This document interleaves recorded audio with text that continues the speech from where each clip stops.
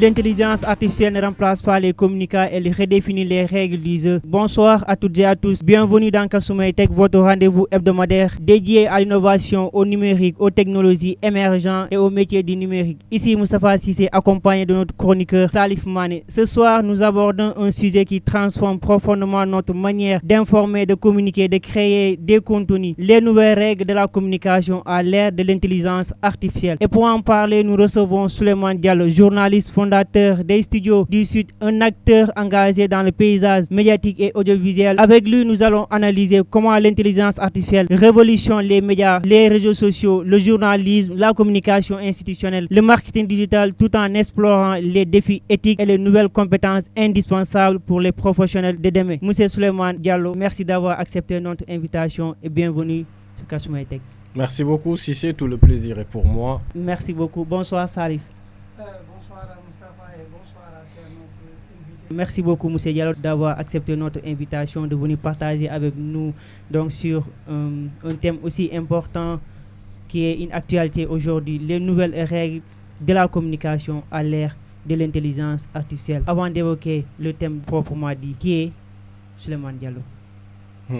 Souleymane Diallo, c'est très compliqué de parler de soi.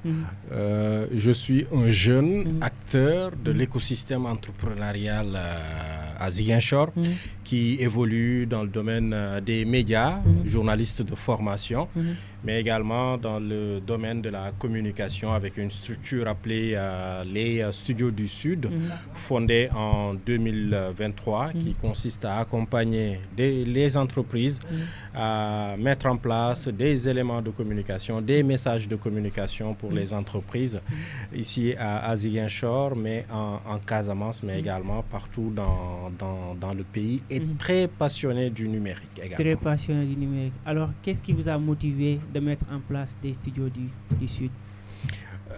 Plusieurs raisons. D'abord, pour occuper peut-être cet espace où on ne voit pas beaucoup d'entreprises qui proposent des services dans le domaine de la communication, mais pas dans la production, mais plutôt dans le conseil et la stratégie.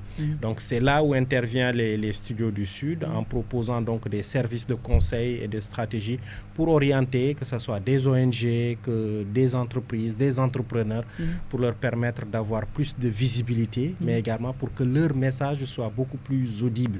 Parce que nous sommes dans un environnement, peut-être que eux, ils ne maîtrisent pas, que nous, on connaît mieux qu'eux. Donc, on les aide à rendre leur message beaucoup plus digeste auprès des populations. Auprès des populations. Alors, Salif, aujourd'hui, nous avons comme invité Souleymane Diallo, qui est l'un des personnes les plus influentes dans le monde donc, médiatique ici au Sénégal, mais aussi en Casamance. Quel est votre premier mot? Mon premier mot, mon sentiment de fierté de partager ce plateau avec lui, parce que la personne que tu vois tout le temps en train de présenter des choses, tu l'admires. Aujourd'hui, tu es en face devant lui et surtout partager un plateau avec lui. Ça, c'est une chose extraordinaire.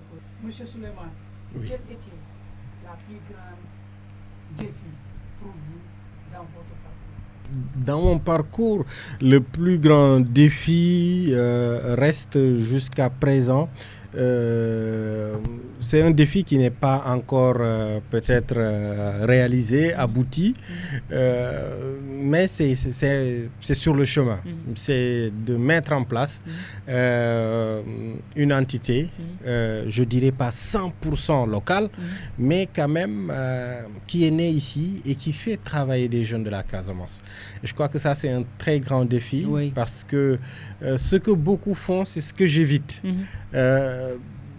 C'est-à-dire avoir une entité et avoir beaucoup de jeunes autour de soi.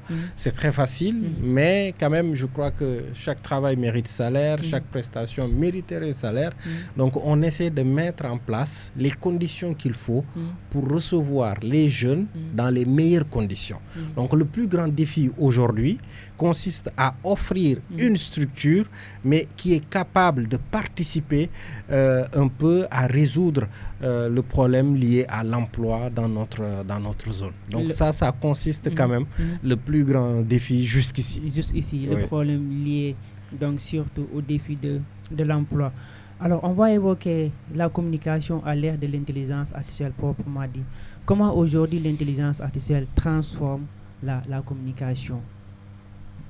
Elle transforme profondément la communication. Elle offre plusieurs grilles de lecture.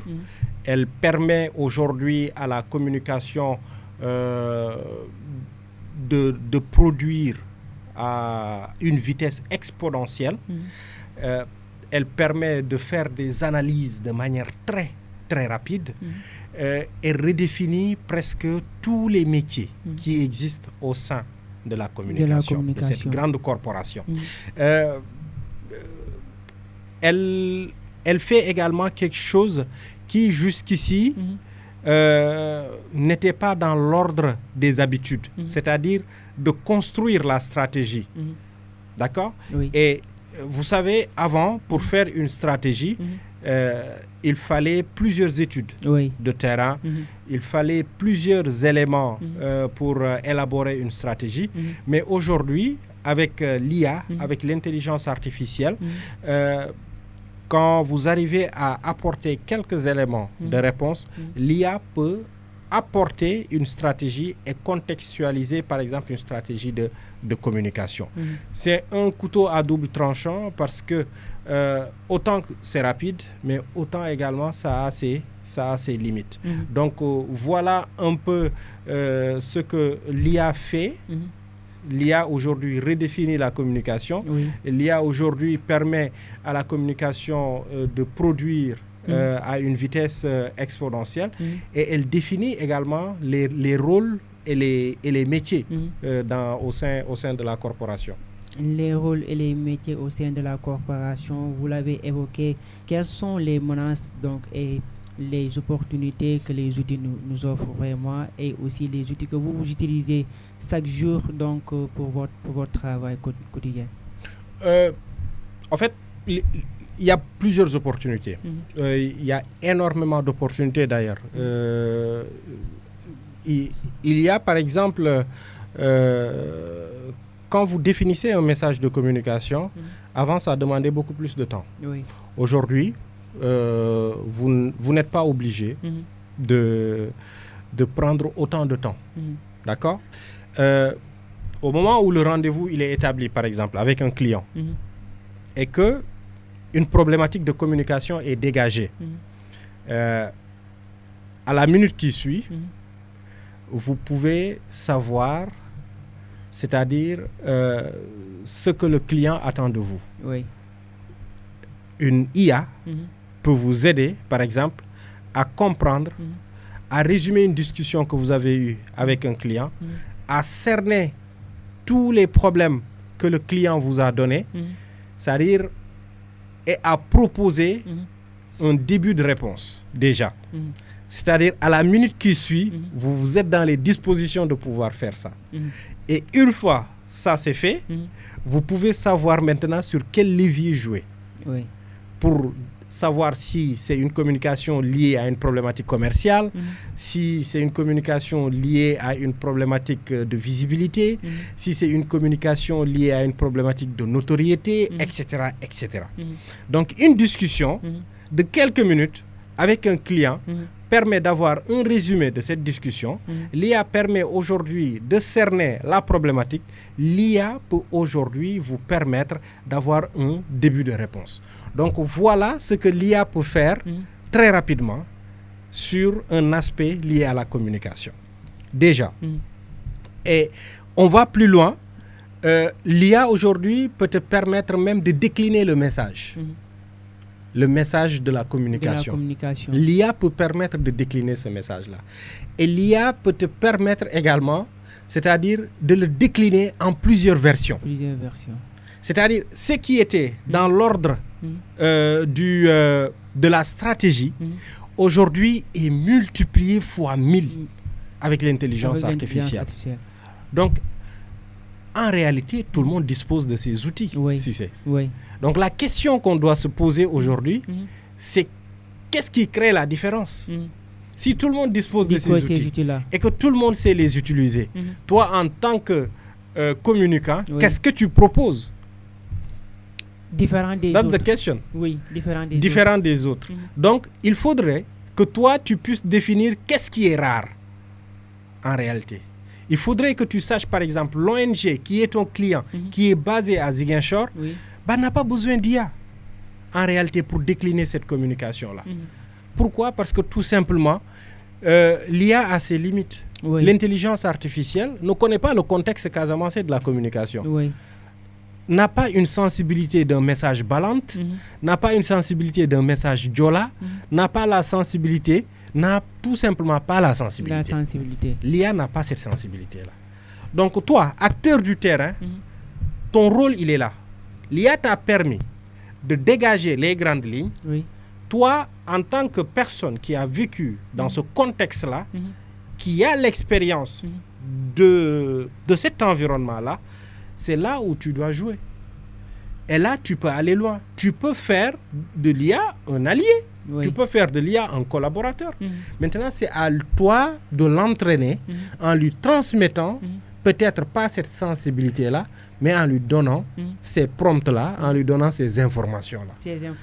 Pour que lui, qu'il puisse te permettre de peaufiner davantage ton message.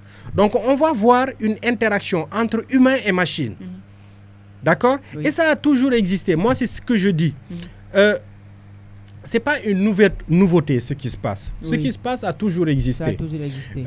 C'est juste qu'aujourd'hui, c'est allé de manière très rapide. Aujourd'hui, quand on utilise, par exemple, Claude, quand vous utilisez Fable 5, je crois, 5, vous êtes là. C'est différent à celui qui utilise Opus, etc. D'accord? Donc, vous voyez les différences.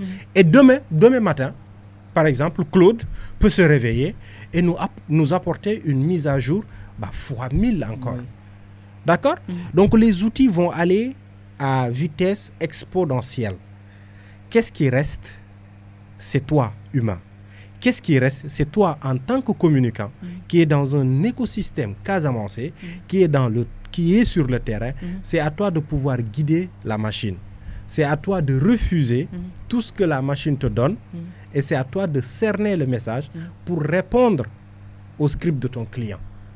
Tout à fait, ça c'est clair. Alors ça, par rapport à ça, les opportunités et les menaces que l'IA nous apporte en tant que communicant, mais aussi en tant que quelqu'un qui accompagne les jeunes dans ce domaine-là, qu'est-ce que vous pouvez donc apporter par rapport à ce que Suleiman vient de dire?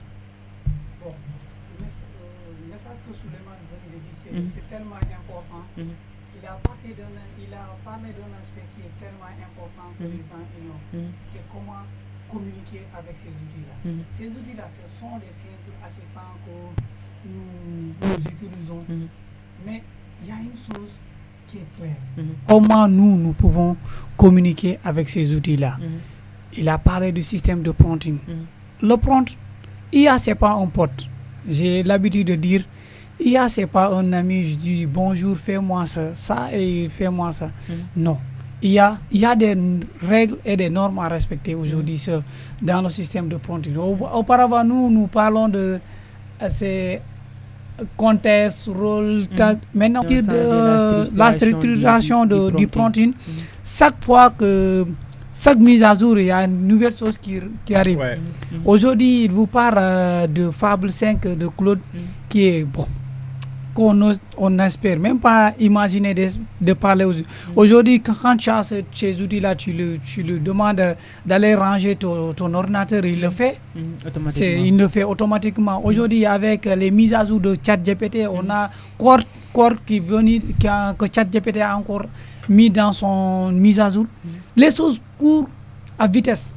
Mais surtout, si je reviens dans l'aspect de la communication, les gens qui font la communication, ils ignorent un IA qui est tellement important pour eux, c'est le Perplexity. Perplexity, c'est un IA. Je dis, c'est un IA que les Blancs ont créé pour les communicants. Parce que tout ce qu'il fait, il te sortent des sources automatiquement. C'est plus proche pour travailler avec des journalistes que ChatGPT ou Claude.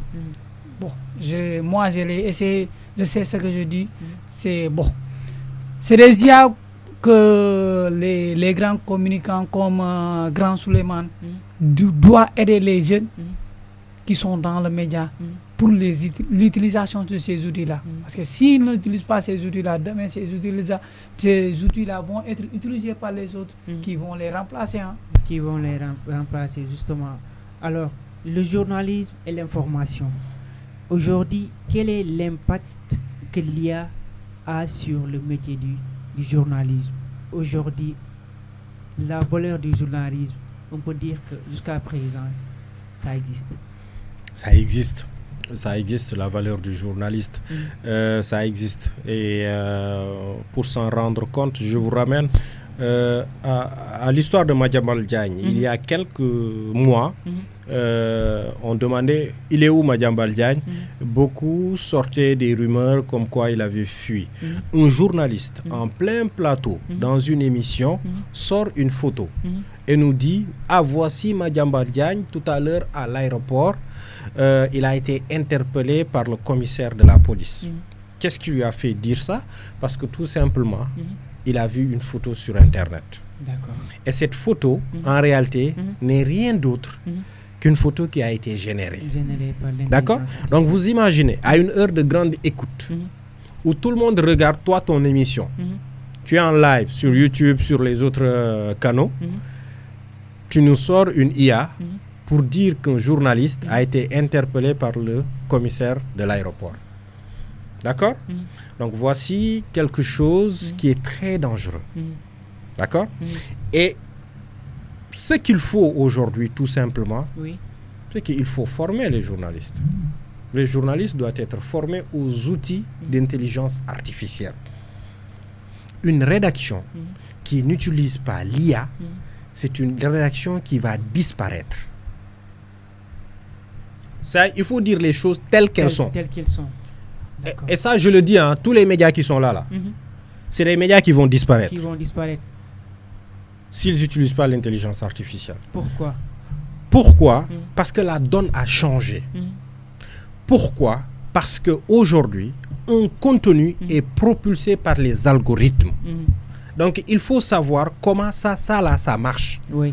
Aujourd'hui, une émission que tu mets sur Internet, ou bien des stories que tu fais, ou bien des reels que tu crées sur TikTok, sur Instagram, etc. C'est pas parce que c'est une grande émission ou bien c'est un grand présentateur que ça va avoir du succès. Le succès, qu'est-ce qui le donne? C'est les algorithmes. Et les algorithmes, il y a une manière de les charmer, encore une fois. Comment on charme les algorithmes? Les algorithmes répondent à des critères. Il y a des temps de parole, il y a des types de contenu, il y a une manière d'écrire, il y a des formats qu'il faut respecter, etc., etc. Donc des rédactions qui ne sont pas formées à ça, c'est des rédactions qui sont vouées à l'échec. Parce que ce qui fait vivre un média, c'est le succès. Si aujourd'hui tu n'arrives pas à avoir de l'audience, tu n'as pas de la publicité. Si tu n'as pas de la publicité, tu fermes ta boîte. Un point, c'est tout. Donc il y a une donne. La donne, c'est quoi? C'est l'IA. L'IA aujourd'hui a des avantages. Aujourd'hui, l'IA peut propulser des contenus. Il faut que les gens soient formés à ça. Alors, par rapport à la formation, 2 mois ou 3 mois en arrière, ils avaient organisé des formations donc, pour les journalistes. Mais est-ce que ces formations ils répondent vraiment aux besoins de ces journalistes-là? C'est pas que je suis sévère ou bien très sévère à l'endroit des journalistes, ou bien moi je suis journaliste. Quand tu dis que tu aimes quelque chose et que tu fais cette chose, tu dois te donner les moyens de maîtriser ça. Ça, c'est 1. 2, quiconque est journaliste, est réellement journaliste, il connaît les enjeux. Tu sais que si tu es journaliste de nos jours, au 21e siècle, en 2026, c'est que tu dois avoir un penchant pour l'IA. Si tu n'as pas un penchant pour l'IA, si tu ne sais pas écrire pour le digital en tant que journaliste, si tu ne sais pas faire du contenu pour le digital en tant que journaliste, c'est qu'il y a un problème. Et le journaliste, lui, tout seul, il peut se former. Moi, je n'ai fait aucune université d'intelligence artificielle. Je n'ai fait aucune université où on m'apprend c'est quoi le numérique, etc. C'est vrai, à l'école, on m'a parlé de l'économie numérique. On m'a parlé comment le numérique est en train de changer le monde et comment le numérique est en train de propulser les médias. Donc, ce qu'il faut essayer de faire, c'est d'aller se former. La plus grande université aujourd'hui, c'est YouTube. C'est YouTube, oui. Où tu vas trouver toutes les formations. Moi, mes certifications en IA, je les ai eues sur des MOOC qu'on trouve sur Internet. Sur des plateformes. Ça peut être Coursera, je ne peux pas faire de pub, ça peut être sur n'importe quelle autre plateforme. Même l'UNCHK, avec Force N aujourd'hui, offre des formations. Aujourd'hui, vous allez au campus Accent aujourd'hui, on offre des formations. Vous allez au campus Accent, vous trouvez là-bas Victor, il vous donne des formations en IA. Il ne vous paye rien. En plus, c'est ça, quoi. Cerise sur le gâteau, c'est que c'est gratuit. C'est gratuit. C'est ça. C'est gratuit. Alors, par rapport à ça, quelles sont les compétences qui sont vraiment essentielles que les journalistes ils peuvent acquérir pour pouvoir vraiment continuer à pérenniser leur métier? C'est d'aller se former. Aujourd'hui, un journaliste qui ne se forme pas dans les métiers de l'avenir, je dis les métiers d'avenir, mais ce n'est pas les métiers d'avenir, c'est les métiers de présent. Aujourd'hui, l'IA n'est pas quelque chose de futur, l'IA c'est le présent. L'IA est là. L'IA est là. Bon, j'ai tout le temps l'habitude de dire l'IA c'est la nerf de la 3e guerre mondiale, sans que les gens se sachent. Toutes les grandes puissances saturent avec les outils de la technologie IA. Maintenant, ici, ce que nous pouvons faire, c'est de dire aux journalistes d'aller se former. Ce n'est pas que je vais aller me former pour me former. Il faut aller se former pour maîtriser ce que tu vas faire après. Il a parlé d'une chose que j'aime. Quand je l'écoute, j'ai dit, tiens, voici la personne qui a compris l'enjeu.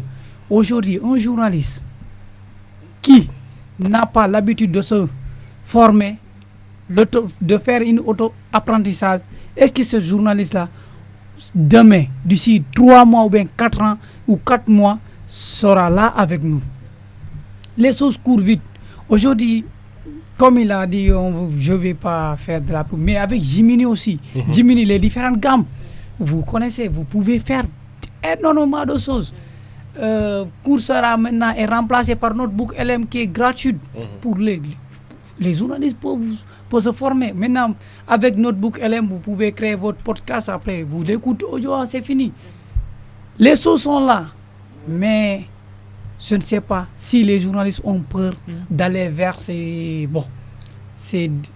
domaines-là ou pas. Mais aujourd'hui, la donne a changé. Avant même l'intelligence artificielle, aujourd'hui, que ce soit les médias, que ce soit la communication, etc. C'est un problème de format qui se pose. Les formats. 2 journalistes du Figaro ont démissionné et ils sont partis mettre, en 2007, ils sont partis mettre en place ce qui est appelé aujourd'hui Brut, le média Brut. D'accord? Oui. Pourquoi? Parce qu'ils sont partis d'un constat. Ils se sont dit, ok, nous on travaille pour Figaro par exemple. Ceux qui sont nés en 2000, ils ne sont pas intéressés par les médias. Ceux qui sont nés en 2000, ils ne regardent pas ce que nous faisons. Qu'est-ce qui peut les intéresser? Comment peut-on raconter l'information pour ces gens-là? D'accord? Donc ces formats-là sont nés à partir de ça. D'accord? Si aujourd'hui on a Brut, on a Agi+, si aujourd'hui on a CNews News, si aujourd'hui on a des formats carrés, on a des formats pour de l'information destinée aux réseaux sociaux, c'est grâce à ces gens-là. Donc ils ont réfléchi sur ça. Et déjà, nous on a un problème. c'est que les médias, quelque chose qui est sorti en 2017, jusqu'à présent, ils n'ont pas shifté. Les gens sont restés dans leur grande édition, les gens sont restés dans la présentation du journal, les gens sont restés à faire des trucs de plus de 40 minutes, etc. Ça ne marche pas. Parce que celui qui écoute, il est dans l'économie de l'attention. Oui. Et l'économie de l'attention, quand tu as un téléphone, tu regardes quelque chose, chaque seconde, tu reçois des notifications. Oui. C'est du WhatsApp, c'est du TikTok, c'est Snapchat, c'est Instagram, etc., etc. Donc, comment tu fais pour garder la personne? C'est important. Donc, le format doit être court, il doit être impactant et il doit créer de l'interaction. D'accord? Donc, c'est un problème de format d'abord qui se pose. Dès que le problème de format il est réglé, on est à l'ère de ce que nous parlons. Et après, le shift, il peut s'opérer. Mais si on ne règle pas le format, on ne peut pas aller sur l'IA. C'est impossible. Concernant les médias, en tout cas. Alors, sur ça, est-ce que vous êtes prêt vraiment à accompagner vos pairs je le fais déjà. Dans ce domaine-là. Je le fais déjà. Et moi, j'ai fait beaucoup de formations ici, notamment avec la Convention des jeunes reporters. On a fait des formations ici pour parler de l'IA. D'accord? Maintenant, il faut que les formations soient pratiques. Et aussi, les amis, c'est très facile de faire des formations, mais aussi pour venir ouvrir une salle, donner un savoir comme ça, alors que les gens ils sont même pas prêts à participer, c'est pas encourageant. C'est pas encourageant. De toutes les façons, il y a une nouvelle formation qui arrive, c'est ce 8 août, ça va être au campus AXA, c'est de parler de si tout le monde dispose des mêmes outils IA, qu'est-ce qui reste? Donc c'est de ça qu'on va parler, ça va être le 8. Le 8. Intéressant, intéressant. Alors, si vous devez résumer en une phrase la communication de demain, que direz-vous? La communication de demain, ça va être, elle sera très standard. C'est-à-dire tout le monde aura les mêmes outils. Donc il n'y aura presque pas de démarcation. Toutefois, ce qui va apporter le changement ou bien la différence, c'est la personne qui aura illustré son propos ou bien son message par quelque chose de plus original, c'est-à-dire de plus humain. Tu sais, aujourd'hui, il y a plusieurs influenceurs dans le monde, mais il y a deux influenceurs, moi, qui ont toujours attiré mon attention. C'est Kabilam et Speed. Comment il s'appelle? Oui, Speed. Oui, l'américain. Pourquoi? Parce que l'autre, il ne parle pas. D'accord? Et l'autre, il est dans le spectacle. D'accord? Il est très spectaculaire. Donc, c'est deux personnes qui sont très différentes. Donc, comment ces deux personnes ont rassemblé autant de communautés? D'accord? Et pourtant, tout ce qu'ils font, comment ils opèrent, tous les autres opèrent de la même manière. D'accord? Parce qu'ils ont les mêmes briefs, ils ont les mêmes scripts, ils ont peut-être les mêmes démarches, etc. Mais chacun a cherché qu'est-ce qui est humain pour l'amener. Le spectacle est très humain. D'accord? Le silence, c'est quelque chose d'humain. D'accord? Et comment le silence aujourd'hui, dans un monde de bruit, les réseaux sociaux c'est un monde de bruit, comment Kabilam a pu se démarquer en proposant quelque chose d'aussi éphémère, quelque chose d'aussi humain que le silence. Voilà. Alors cette émission nous montre que l'intelligence artificielle ne remplace pas la fin des métiers de la communication. Elle ouvre une nouvelle règle où les compétences humaines deviennent encore plus précieuses. L'esprit critique, la créativité, l'éthique et la capacité à raconter des histoires authentiques resteront les véritables facteurs de différenciation. Le parcours de Souleymane Diallo illustre l'importance d'innovation, de s'adapter et d'investir dans les compétences pour accompagner les mutations profondes du secteur. Salif, quel est votre dernier mot? Mon dernier mot, c'est de remercier notre invité. Et remercier les deux techniciens, Abla et Nixon, Grand Nixon. Bon, ce qui a été dit ici, je crois que ça n'est pas tombé dans l'œil des sourds, parce que Grand Soleil a tout dit, et ce que nous attendons des hommes de médias qui se trouvent ici à Ziguinchor, c'est de poser l'acte. Et la pain est sur la planche. C'est à eux de jouer maintenant leur tour. C'est à eux de jouer leur tour. Suleiman, quel est votre dernier mot? En fait, c'est pas un dernier mot, c'est peut-être quelque chose qui va continuer à nous accompagner. C'est déjà, je suis très admiratif du duo que vous formez et du travail que vous faites. Ce n'est pas facile. Vous êtes deux jeunes. Je vous vois, je vous observe, même si des fois je vous dis rien, je regarde avec beaucoup d'intérêt ce que vous faites et ne lâchez rien. Et ne terminez jamais une journée sans pour autant avoir fini vos tâches. Merci beaucoup. C'est ça qui vous propulsera vers le succès. Vers le succès. Merci beaucoup, Suleiman. Chers auditeurs, merci d'avoir suivi cette nouvelle émission de Kasumay Tech sur la 107.0. Nos sincères remerciements à notre invité Suleiman Diallo pour la qualité de ses analyses, son expertise, son regard éclairé sur l'avenir de la communication à l'ère de l'intelligence artificielle. Merci également à notre chroniqueur Salif Mané pour sa contribution, ainsi que vous, chers auditeurs, pour votre fidélité, pour votre participation. C'est Kasumay Tech. Nous croyons que le numérique et l'innovation sont des leviers de développement pour notre pays. Notre ambition est de donner la parole à celles et ceux qui inspirent, innovent et construire le Sénégal de demain. Ici Moustapha Cissé, merci pour votre fidélité. Rendez-vous jeudi prochain de 21h à 22h sur la 107.0 pour une nouvelle édition de Kasumay Tech, votre émission dédiée aux technologies, à l'innovation, à l'entrepreneuriat et aux talents qui façonnent l'avenir de demain. Excellente soirée à toutes et à tous. Merci beaucoup. À la prochaine. Le futur commence ici. Tous mes jeudis.